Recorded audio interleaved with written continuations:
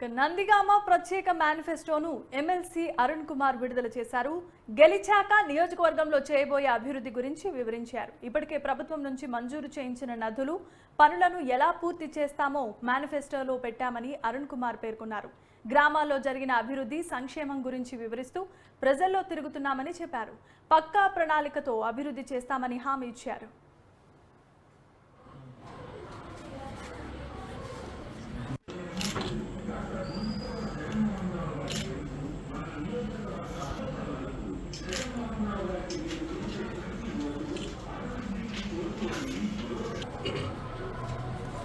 నందిగామ పట్టణంలో అక్క చెల్లెమ్మల కోసం, అదేవిధంగా పిల్లల కోసం ఆహ్లాదకరమైన పార్కు లేదు.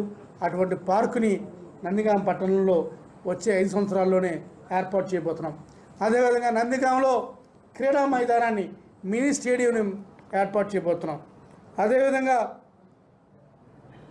నందిగామలో ఇనాం భూముల సమస్య గురించి గతంలో కూడా నేను అసెంబ్లీలో మాట్లాడటం జరిగింది.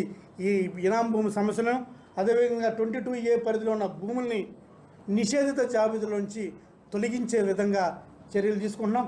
అదేవిధంగా రైతుపేట, చెరువు బజారు, DVR కాలనీ వాసులకు పట్టాలు పంపిణీ చేసే కార్యక్రమంగా చేయబోతున్నాం.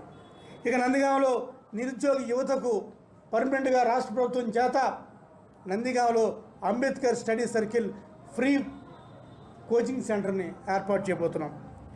నందిగామ కంచికిచెర్లలో కాపు కళ్యాణ మండపాలని ఏర్పాటు చేయబోతున్నాం.